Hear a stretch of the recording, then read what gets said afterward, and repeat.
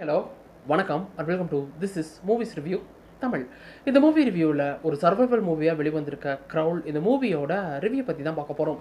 So இந்த படத்தோட உங்களுக்கு ஸ்டோரி என்னன்னு கேட்டிங்கன்னா, படத்தோட ஸ்டார்டிங்லேயே படத்தோட ஹீரோயினான ஹெலி பார்த்தீங்கன்னா ஒரு ஸ்விம்மராக இருக்காங்க. இவங்களுக்கு சின்ன வயசுலேருந்தே இவங்க அப்பா தான் பார்த்தீங்கன்னா ட்ரெயின் பண்ணிட்டு இருக்காரு. இப்போ ரீசெண்டாக பார்த்தீங்கன்னா ஹெல்லி அவங்க அப்பா கூட பேசுறது இல்லை.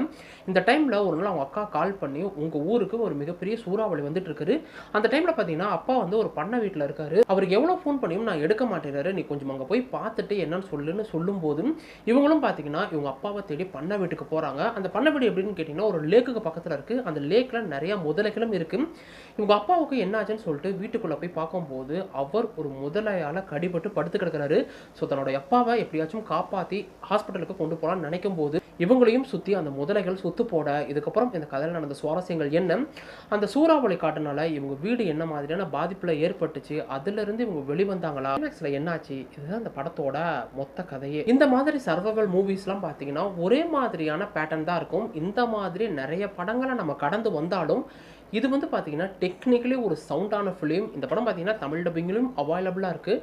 உங்ககிட்ட ஒரு குவாலிட்டியான ஹெட்செட் இருந்தால் போட்டு கேட்டு பாருங்கள், அவ்வளோ டாப் நாச்சாக இருக்கும் ஒவ்வொரு சவுண்ட் டிசைனிங்குமே.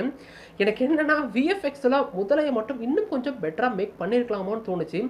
அது பின்னாடியாக இருக்கட்டும், அந்த உடம்பாக இருக்கட்டும், அதோட மூவிங்னு சொல்லிட்டு எல்லாமே நல்லா இருந்தாலும் அந்த ஃபேஸ் மட்டும் பார்த்தீங்கன்னா துண்டா அது விஎஃப்எக்ஸ்னு தெரியுது. மற்றபடி பார்த்தீங்கன்னா ஓவராலாக நீட்டாகவே பண்ணியிருந்தாங்க. இந்த மாதிரி படங்கள்லாம் பார்த்தீங்கன்னா ரெண்டே பேர் தான் இருப்பாங்க அந்த ஒரு வீட்டுக்குள்ள. அந்த ரெண்டு பேரை மட்டுமே மையப்படுத்தி கதைகள் நடக்கும். வேற கேரக்டர்லாம் பெருசா இருக்காது. இருந்தாலும் பாத்தீங்கன்னா அந்த மாதிரி கதைக்களங்களை பரபரப்போட உச்சிலேயே கொண்டு போயிருப்பாங்க. இந்த படமும் பாத்தீங்கன்னா படத்துல கிட்டத்தட்ட ரெண்டே பேர் தான், ஒரு அப்பா ஒரு பொண்ணுன்றப்ப அவங்கள சுத்தியுமே கதைக்களம் நடந்தாலும் ரெண்டு பேரும் அந்த முதலைகள்ட்ட இருந்து எப்படியாச்சும் தப்பிச்சா போதும்னு சொல்லிட்டு வர மாதிரி திரைக்கதை பார்த்தீங்கன்னா பரபரப்பாகவே கொண்டு போயிருப்பாங்க. படம் பார்த்தீங்கன்னா ரொம்பவே ஷார்ட்டான ஃபிலிம். கிட்டத்தட்ட 1 மணி நேரம் 25 நிமிஷம் தான் நடக்கிற கிரெடிட்லாம் போகும். 1 மணி நேரம் 20 நிமிஷம் தான் போகும். ஆனால் படம் பார்த்தீங்கன்னா எங்கேயுமே போர் அடிக்காமல் அவ்வளோ நீட்டாக கொண்டு போயிருந்தாங்க. டெக்னிக்கலி ஒரு சவுண்டான ஃபிலிம் அப்படின்றப்ப அது சிஜியாக இருக்கட்டும், விஎஃப்எக்ஸாக இருக்கட்டும், சினிமோட்டோகிராஃபின்னு சொல்லிட்டு எல்லாமே டாப் நாச்சாக பண்ணியிருக்காங்க. படம் ஆஹா ஓஹான்லாம் இருக்கான்னு கேட்டிங்கன்னா அப்படி இல்லாமல் படம் பார்த்தீங்கன்னா டீசெண்டாகவே இருக்குது. நீங்கள் கொடுக்கக்கூடிய அந்த 1 மணி நேரத்துக்கு கண்டிப்பாக ஒர்த்தபுளாகவே இருக்கும். ஸோ தமிழ் டப்பிங்கில் இருக்குன்றப்ப நம்பி இந்த படத்தை பாருங்கள். மொத்தத்தில் எந்த க்ரௌட் எப்படி இருக்குன்னு கேட்டிங்கன்னா இது பேசிக்காக ஒரு சர்வைவல் மூவி. இந்த மாதிரி சர்வைவல் மூவிலாம் பார்த்தீங்கன்னா ஒரே மாதிரியான பேட்டர்னில் தான் இருக்கும். ஒரு முதலைகள்கிட்டயோ ஒரு பாம்புகிட்டையோ டைனோசர்கிட்டையோ போய் மாட்டும் போது அதுலேருந்து எப்படி வராங்கன்ற அந்த பேட்டர்னில் இருந்தாலும் டெக்னிக்கலி பார்த்தீங்கன்னா இது ஒரு சவுண்டான ஃபிலிம். படம் பார்த்தீங்கன்னா தமிழ் டப்பிங்லேயே அவைலபிளாக இருக்கும். உங்ககிட்ட ஒரு குவாலிட்டியான ஹெட்செட் இருந்தால் போட்டு கேட்டு பாருங்கள். ஒவ்வொரு சவுண்ட் டிசைனும் பார்த்தீங்கன்னா அவ்வளோ சூப்பராக பண்ணியிருக்காங்க.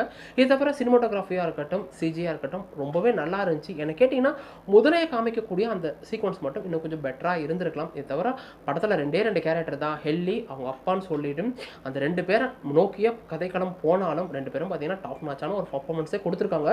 படத்தில் பார்த்தீங்கன்னா பெரிய லெவலில் எந்த இடத்துலையுமே அடல்ட் கண்டென்ட் இல்லை. ஆனால் முதலைகள் கடிச்சு கொதறதுன்றப்ப சில குரோதமான காட்சிகள் இருக்குது, தலையே துண்டா போகிற மாதிரியான காட்சிகளும் இருக்கும். ஸோ இதை மனசில் வச்சுக்கிட்டு ஃபேமிலியோட பாருங்கள். நீங்கள் கொடுக்கக்கூடிய அந்த 1 மணி நேரம் 20 நிமிஷத்துக்கு கண்டிப்பாக ஒர்த்தபுளாக இருக்குன்றதுல எந்த ஒரு சந்தேகமும் இல்லை. இந்த வீடியோ பிடிச்சிருந்து வீடியோ கொடுத்துருங்க. சப்ஸ்கிரைப் பட்டனை பக்கத்தில் இருக்கிற பெல் ஐக்கனை கிளிக் பண்ணிக்கங்க. இன்னொரு உங்களை பார்க்குறேன். அது வரைக்கும் என்ன, கீப் வாட்சிங், keep supporting, subscribe to movies review Tamil.